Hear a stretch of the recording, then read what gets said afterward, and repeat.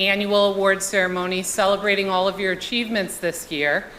To begin, I'm going to invite Liam Harity, our SFL president, to come up and announce the winners of the election for junior class officers for next year.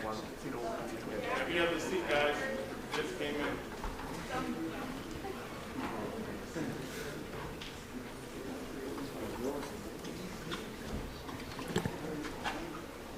I'll let a couple people move in, but before we started, I want to thank everyone who did run for a position, and this is all for the best. If you want to keep involved with your student government, please feel free to join any of the clubs.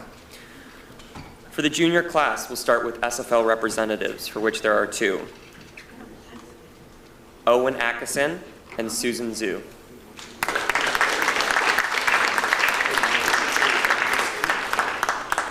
For the position of treasurer, Chris Patterson. For the position of secretary, Savannah Delicoli. For the position of vice president, Andrew Doyle. And for the position of president, Wilder Bergen. In addition, we also have a member of the SFL Executive Committee for the position of Vice President, Ted Harity. Congratulations, everyone.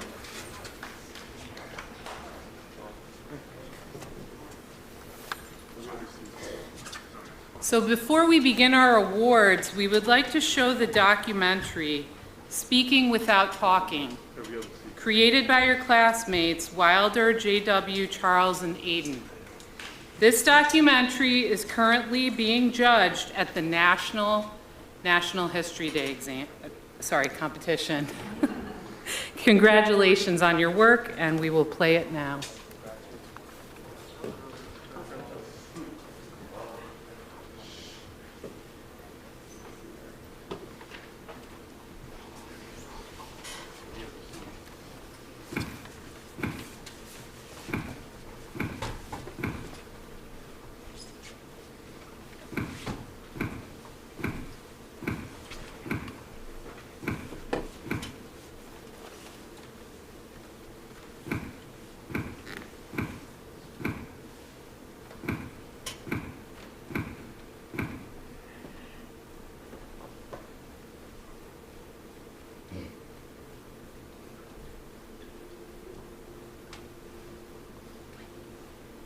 They must not be tortured or mistreated. They must receive suitable housing and adequate amount of food. They are required to give only their name, rank, birth date, and serial number when captured. They have the right to correspond with family. These are the rights granted to all prisoners of war worldwide by the Third Geneva Convention. The treaty was signed by 196 countries shortly after the end of World War II. However, despite being one of the 196 signatories, North Vietnam denied these rights to their American prisoners of war during the Vietnam War, or the Resistance War Against America, as they called it. The torture faced with the American soldiers, some of whom were captive for over 8 years, is a horror paralleled by few events in history. One favorite method of the Vietnamese was known as the meat hook torture, where they would tie a POW's hands and legs together, and then tie their wrists to their ankles, tight enough that it was difficult to breathe. They would then be hung from a meat hook and left there for hours, if they were lucky, days if they were not. Another infamous torture method was the rope trip. Your ankles and knees were tied together, and your elbows were tied together where they touched behind you, and your wrists were tied together. That in itself put a lot of strain on your children. While these tortures were brutal enough on their own, they were intensified by the fact that soldiers knew it was only the precursor to something worse, solitary confinement. Soldiers spent the majority of their time as prisoners of the North Vietnamese in solitary confinement. However, in the constant pain and suffering that being a POW in Vietnam entailed, the Americans had one light, and that was each other. Despite communication being strictly prohibited amongst POWs, and unthinkable torture potentially on the line if they were caught, the Americans were able to develop several covert methods of communication. The most significant of these methods was known as the tap code. Separated by concrete walls, the most sensible chain of communication was to use Morse code on the walls. However, without a reliable way to distinguish between dots and dashes by tapping, POWs came up with a different tap-based code. The tap code consisted of a 5x5 grid of letters. There are 26 letters in the alphabet, so they combined C and K to get 25. To tap out a letter, POW would first tap out its row and then its column. For example, to tap the letter G, he would tap twice and then tap twice again. This code was brought to the camp by none other than pilot Carlisle Smitty Harris. I was in a class at Escape Probation School, and the sergeant who was teaching the class was telling us that during World War II, American prisoners of war of the Germans were able to tap on a common water pipe to communicate. And as I was walking out of the class, the instructor was beside me, and I said, "How did they send the dashes?" He said, "Oh, I should have explained it was not the Morse code. It was a tap code." After Smitty was able to teach the code to a few of his fellow inmates in the infamous Hanoi Hilton, they made it a priority to teach all of the new shoot-downs. They would use whatever creative methods they could to do this, the most common of which was leaving notes in the bathroom, somewhere they knew the new POW would likely see it. One time, Harris recalled teaching the tap code to a new POW by tapping out all 26 letters of the alphabet on the wall. Having heard 26 different tap sequences, the man was able to figure out it was the alphabet. The Vietnamese knew that POWs were communicating by tapping on the walls, but in its 8 years of use, the tap code was never cracked by the Vietnamese. The revolutionary tap code is still taught in military training to this day. Despite its effectiveness, tap code was far from the only way the POWs communicated. They would try anything they possibly could that would help them converse with their countrymen. One popular method was yelling short sentences at the guards, as if asking a question. Hidden in the words was a message to a fellow POW in the connected cell. Since most of the guards did not speak English, this method worked well. Another method was using cup phones, with the tin cups each prisoner was given to drink from, and using their bed sheets as a sound muffler, so the guards could not hear. According to Smitty Harris, in his memoir, Tap Code, communication was of utmost importance as a morale booster and as a way to pass around commands from the senior officer in the cell block. Whenever one form of communication was discovered, a new and more effective one would be made to replace it. Each other was all the POWs had for almost a decade while they were in captivity. And despite their efforts, the Vietnamese were never going to take that away. Not only did the POWs have several victories in communication inside the camp, they had a few great successes with communication with the outside world. The Vietnamese often forced the Americans to write propaganda statements or give interviews, either condemning the war or talking about how well they were being treated. When this happened, the POWs would often try to sneak small messages into their statements that undermined their design purpose. The most famous example of this came on May 2nd, 1966, when Commander Jeremiah Denton was put on air to read a script about how well he was being treated. But while he read the script, Denton blinked out a message in Morse code. T-O-R-T-U-R-E, torture. This was the first evidence received by the U.S. government of the horrible treatment the POWs were subject to. Another example is when Navy pilot Nels Tanner was forced to write a false statement about he and his squadron had always been anti-war, but he named his fictional squadron mates Dick Tracy and Clark Kent. Everyone back home caught the reference to the popular comic book characters and understood that his statement was not to be taken seriously, but it went right over the Vietnamese' heads. Even in the face of unthinkable torture, the POWs never faltered from their patriotism, and these small victories proved to be huge morale boosters. However, while the American soldiers in captivity were experiencing triumphs in communication despite their situation, their families at home had no such luck. Many POWs who came home from their captivity claimed that their wives had it worse than them during their captivity. Whether that is true or untrue, the families of POWs were irrefutably subject to extreme hardship. Many POW wives and children had no idea if their husbands and fathers were alive. Many POWs were considered MIA, or missing in action, for years before they were confirmed to be alive in captivity. But even after a soldier was confirmed to be alive, he was still given virtually no communication with his family. So I might get a letter every 2 years, and then I might go in and they'd have 2 or 3 for me to read quickly and have to give them back to them. Not only did these people have to suffer the loss of a loved one, but they were also subject to harassment from members of the anti-war movement. The pain and stress was more than most could overcome, and the divorce rate for POWs returning home from Vietnam was over 80%. I'm home for a couple of weeks, and I pretty much realized at that point that you know, my wife and I, we had changed. I knew after a couple of weeks of being in it, Human beings are social creatures by nature. This is why long-term isolation is so devastating. However, Admiral James Stockdale, the highest-ranking POW in Vietnam, said that while he was a prisoner of war, his mindset was that although he was suffering, this would one day become a defining life experience that he would not trade. Other POWs shared these sentiments. The human spirit is very strong. The desire and need for human connection is equally strong.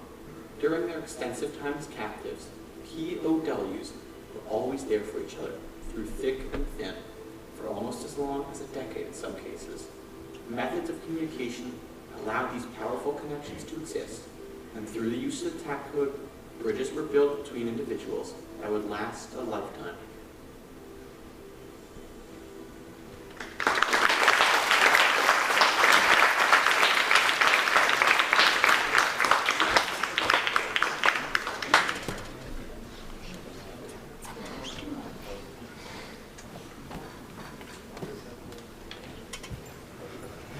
Congratulations again to the students who produced that film. Best of luck at Nationals, and I think this tells an important story and records an important piece of history for our country to remember. So thank you for your dedication to making that happen. Now I would like to move on to the awards ceremony, and first I'm going to invite Mrs. Gadaley to come up to present some of the promise certificates.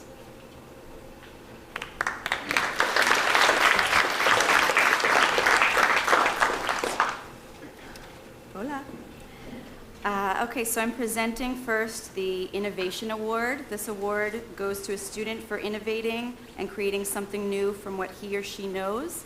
The first recipient is Rachel Kniff.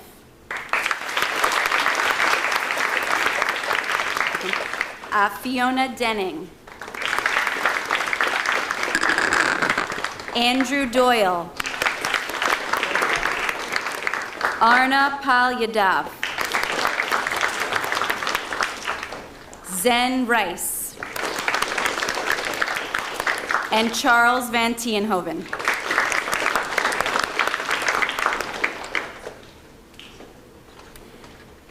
The next award is for critical thinking. This is awarded to a student for thinking critically, gaining understanding, and having the courage to change his or her mind. Molly Bishop. Brooks Clifford. Andrew Doyle. Ian Gegenworth. Amelia Grullon. Hope Hirschberg. And Eamon O'Reilly.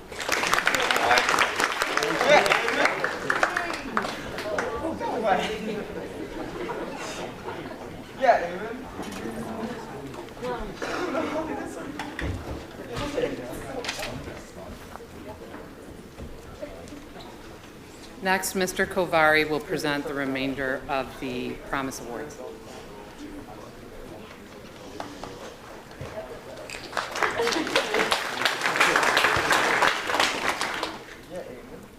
Hi, everyone. So the next award is Leadership. These are awarded to students for finding their voice, communicating clearly, leading passionately, and with persistence. So first is Isabel Fenner, Thomas Harity, Wesley Kane, and Manuela Rodenbush. Next up is Engaged Citizenship. These are awarded to students who collaborate and serve and engage the world to make it a better place. Savannah Delicoli, Fiona Denning, Wesley Kane, Michaela McSherry, Whitney Rowan, and Clarissa Russo.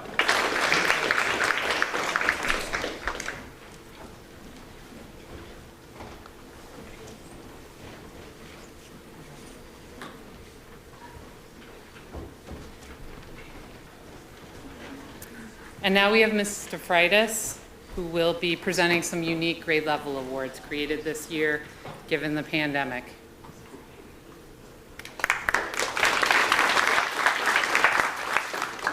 Good morning. So this year, the teachers wanted to recognize students with unique grade level awards, and here they are. For stellar remote learners, we have students who are giving their all and excelling in all their classes under the remote conditions, and for that award, we have Arna Polyadev and Nicholas Homeyer.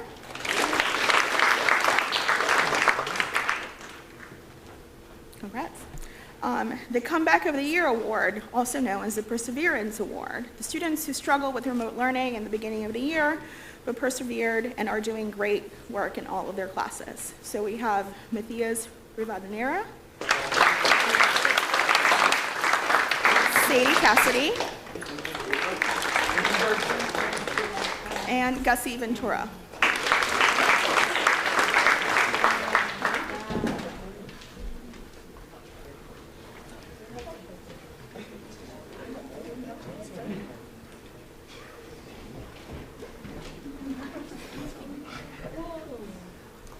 Next up, we have the Positive Energy or Good Vibes Award. These are for students who are always happy and smiling and bringing joy to their classes, classmates, and teachers. And first off, we have Edelawi Bird.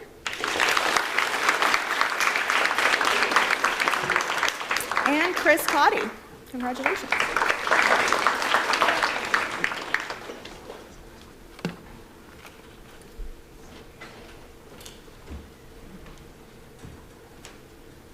The Heart of Gold Award goes to students who consistently display kindness and care deeply for others. And for that, we have Savannah Delicoli and Munira Julia Walla.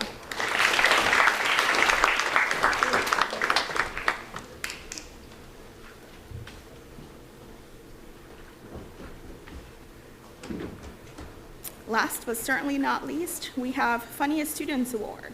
These are the students who bring the LOLs all of the time. For that, we have Jack Deneen,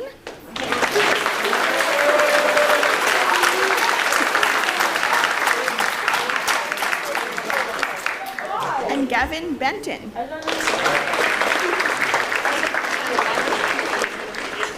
The next set of awards will be presented by Dr. Luder.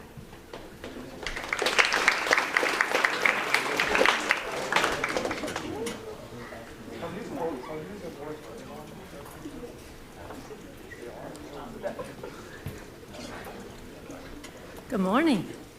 The National School Orchestra Award is presented in recognition of leadership and excellence in the performance of orchestral and chamber music.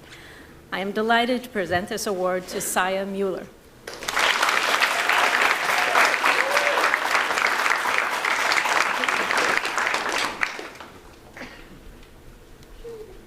The Leonard Bernstein Orchestra Award is presented in recognition of excellence in both musical performance and music theory. It's my honor to present this award to Remy Mellinghoff.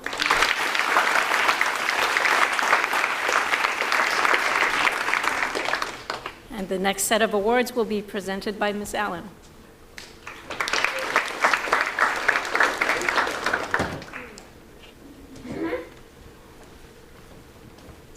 The October Group Award is given for excellence in art, which has been contributed by a group of Bronxville artists known as the October Group. Each year, they honor a student who has demonstrated artistic growth and development through talent and dedication to the art discipline.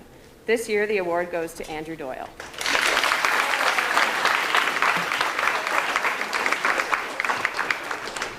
And next, we have the Mathematic Awards with Mrs. Moffett.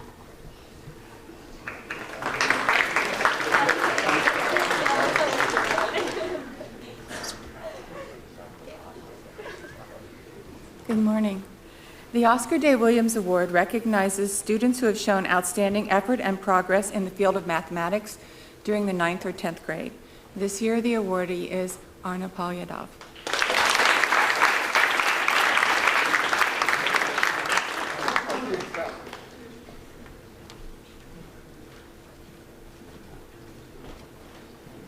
Next, we have Ms. Gillen, who will be presenting some of our World Language Awards.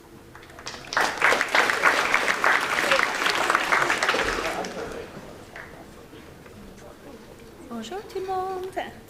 So I'm here to present the National French Exam. So merci à tous et à toutes de votre participation cette année. This past March, students from Bronxville High School participated in the 2021 National French Exam. According to national headquarters, 30,000 students across the nation enrolled in Le Grand Concours. So une grande félicitations to the following 10th grade students who earned awards on this year's exam. When your name is called, please come forward to receive your award. Starting with level 1, we have Augusta Ventura with a mention d'honneur. Félicitations.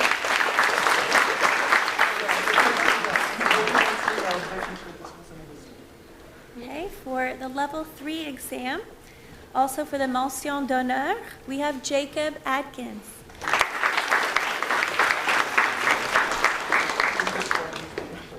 Wilder Bergen, Andrew Doyle, Hope Hirschberg, and Alexandra Holbert. For this year's Bronze Awards, we have Jeremy Freeman, Arna Palyadav, and Jamie Valdez.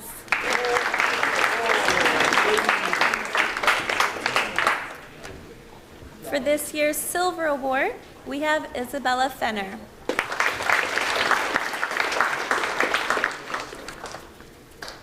Congratulations. If after the award ceremony, if you could meet me in the lobby for a photograph together.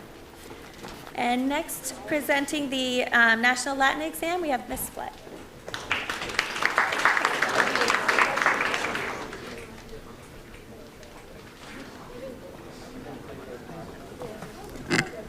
Salvete omnes. In March of this year, students from Bronxville High School participated in the 2021 National Latin Exam. These students were joined by over 88,000 others from all 50 states and 20 foreign countries, including Australia, Canada, China, Germany, Taiwan, Turkey, and the United Kingdom. Congratulations to the following students who received awards on the exams. When your name is called, please come to the stage to receive your award. Starting with a cum laude certificate to Nick Hood.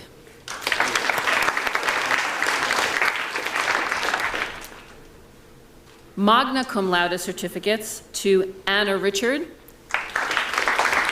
Brooke Kay, Ted Harity, and Alex Clark. Silver medal maxima cum laude to John Rizzo and Ian Gegenworth.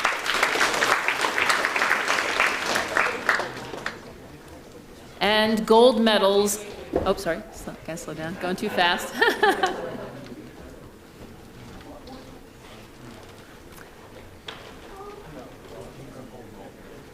Okay, and gold medals summa cum laude to Remy Mellinghoff and Dallas Agnew.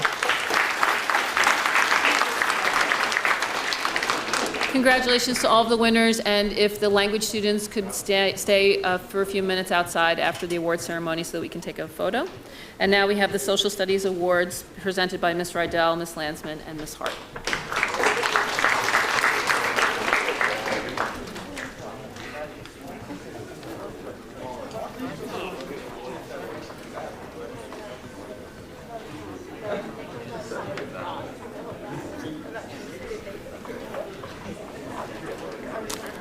Hi, everybody. Okay, so the first awards that the Social Studies Department is going to hand out are for the state competition for National History Day. So second place, national qualifier, Wilder Bergen, J.W. Heddingson, Aiden McBride, Charles Van Teehoven, Saya Mueller. Come on up, guys. Brooks Clifford and Ellie Clifford.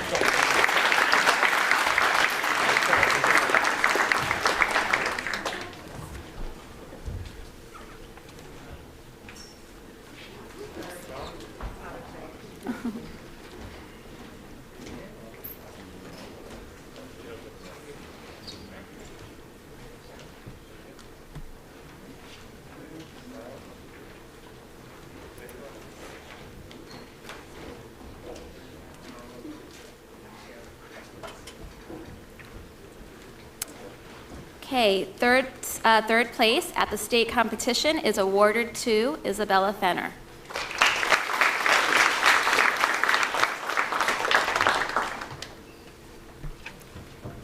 And now Ms. Rydell will announce the state finalists.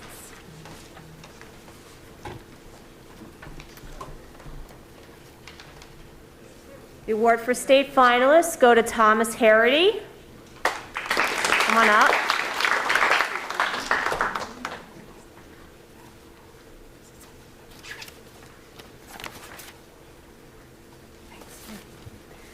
John Ryan,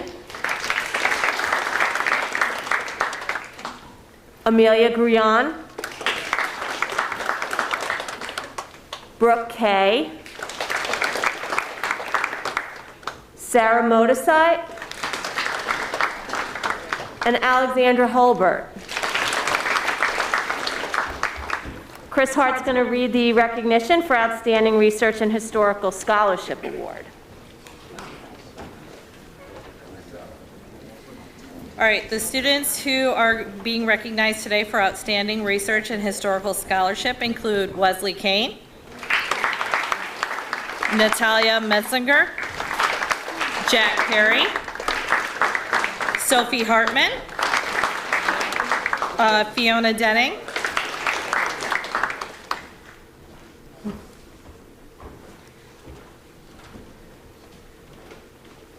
Arna Palvgida, Lucy Curran, Michaela McSherry, Henry Clifford, Sana Patel, Su Shin Shu, Remy Mellinghoff, Lu Fei Sung,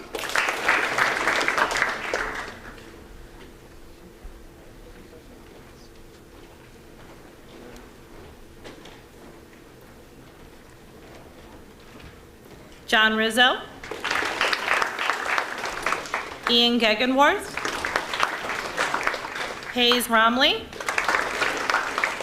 Jamie Valdez, Lily Crystal, and Clarissa Russo. Congratulations.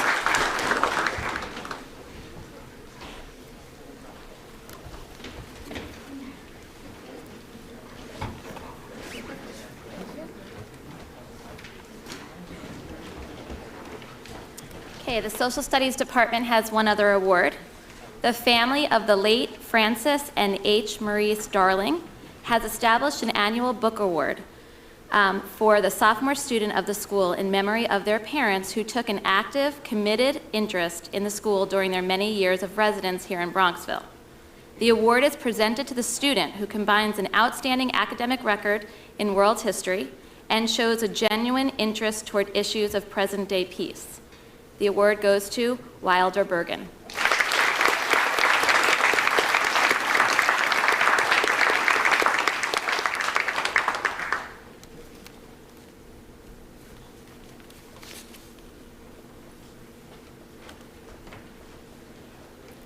And now Mr. Kind will come up to announce the athletic awards.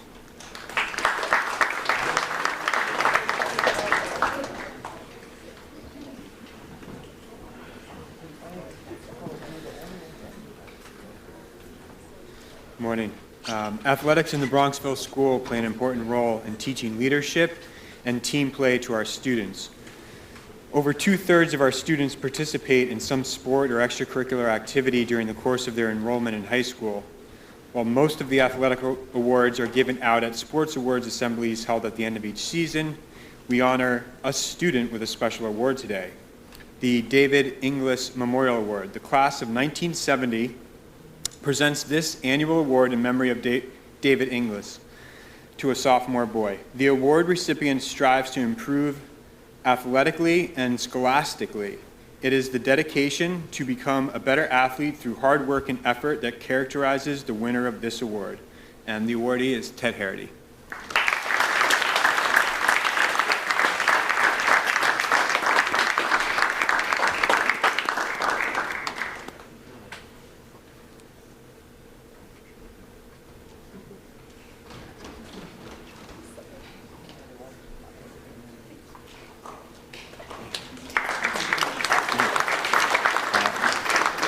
Miss Kim is going to read the next award.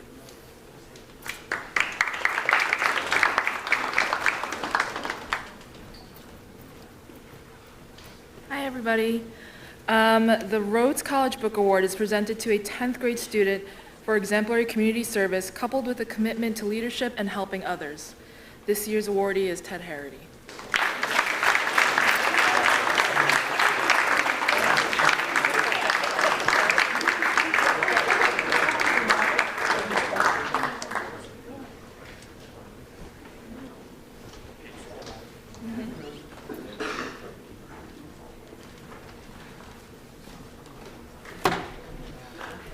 Congratulations to everyone and to the whole class for a great school year. I know it hasn't been easy, but we're almost there, just finals coming up. Just a reminder, this afternoon your teachers are available for extra help in their rooms from 12:30 to 3. At this time, yearbooks are going to be distributed in the new atrium, which is the space downstairs near the blue gym. And there is breakfast being offered by the PTA in the cafeteria. So thank you. Have a great day.